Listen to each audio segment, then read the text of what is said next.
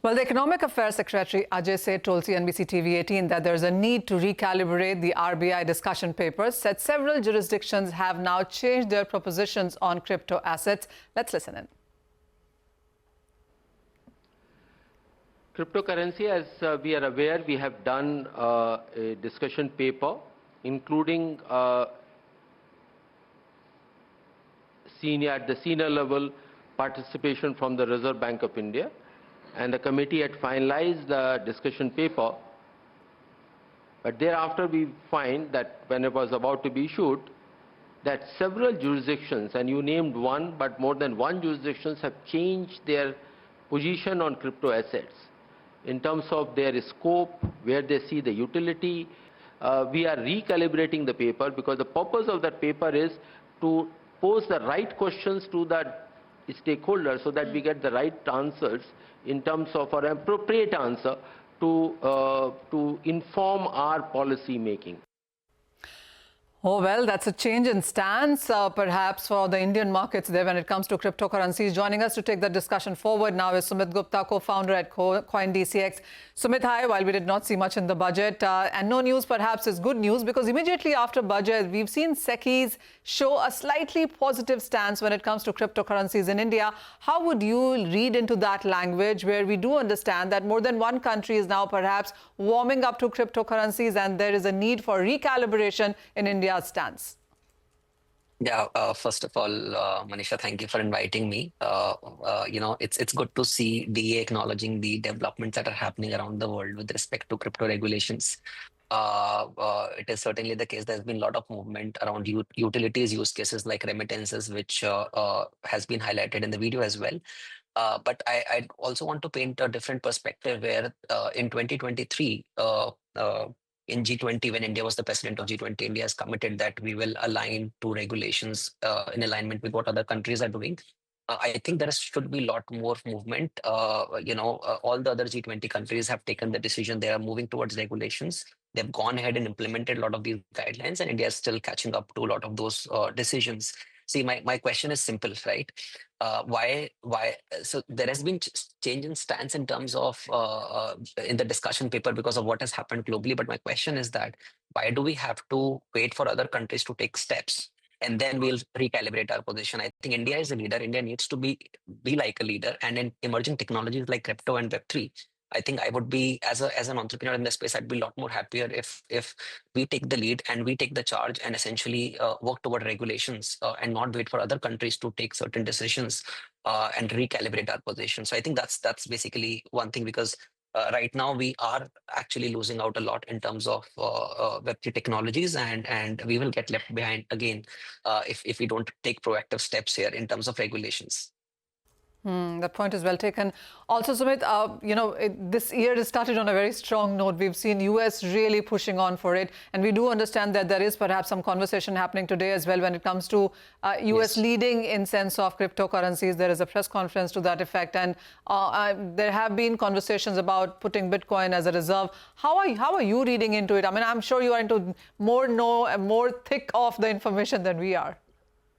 No, absolutely. I think the signal is very, very clear. So this is an emerging technology where a lot of innovation is happening in the US, and America is very clear that they want to be the world leader when it comes to crypto and Web3 technologies.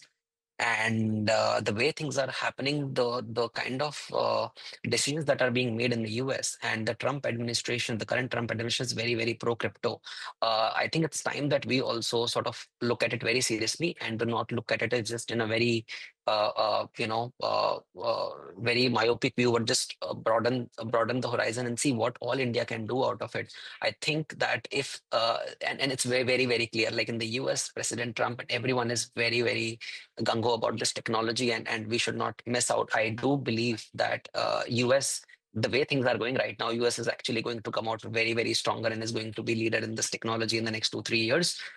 If all of these things actually happen, which are seeming very, very likely. And the rate at which these developments are happening is insane. Like I'm seeing it every day, the way US is moving when it comes to regulating and making US the center of crypto. I think it's very, very impressive. I think it's high time that India, if we want to continue to remain relevant in the technology space, both in crypto as well as in AI, I think it's high time that we we take these technologies very seriously and also take actions in collaboration with the industry and make sure that domestic companies are essentially getting promoted. Just to give you one example, the way crypto industry is here in India right now is that if anyone is trading on domestic compliant Indian crypto platforms, there is high tax, penalty and high taxation. Whereas in some of the other international exchanges, so if an Indian customer is trading internationally, there is no clear taxation that is implied. So what's happening here? It's clearly the talent, the users, everything is moving offshore, which is what nobody wants to see. So I think we need to recalibrate not just the idea of crypto, but also like in terms of how India can essentially come out as a leader when it comes to emerging technologies like crypto and AI, and also how can we support domestic companies because India truly has a lot of potential. I've seen it on the ground. I can vouch for it. I think we can really come out very, very stronger, but we can't wait for other countries to take a lead and then us being a follower.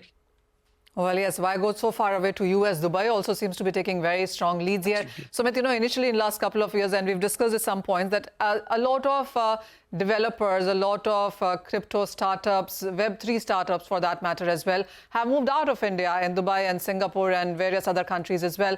What is the situation right now? How many developers would you say India has right now? How many Web3 blockchain businesses here? And the kind of use cases that you talked about, where all is it getting utilized? Yeah, absolutely. I think, Manisha, you would be surprised to know that India is actually number 2 when it comes to developers and blockchain and Web3 technologies, number 2 in the world. And in the next couple of years, it is going to be number 1 globally, more than US. Right now, US is number 1, number 2 is India. And one very, very interesting anecdote is when I was talking to one of my friend in the US, they invite startups. It's like a Y Combinator kind of thing for crypto startups. And they're in their cohort, 25 to 30% of applications are Indian founders. Right, and it's borderless, so they can work for those companies. It's just that when it comes to value creation and it comes to incorporating their businesses properly, they are not comfortable setting up their businesses in India. All of that value is getting captured outside India, which is a big loss to the nation, which hurts me at times. But I think that's the ground reality. I do still see a lot of talent migration happening from India to, let's say, UAE or to Singapore or other countries. In fact, to US now, a lot of people were actually thinking coming back from US to India to build their startup, but with the changes that are happening, they are now rethinking that whether should we continue to be in US and build our crypto startup there. So those are some of the challenges that I'm seeing on the ground, and some of the losses that India essentially will have to face if Really? we don't turn the stance into positive. All right, Sumit, thank you so much for sparing time joining us this afternoon on this conversation. Manisha, thank you for joining in as well. With that, it's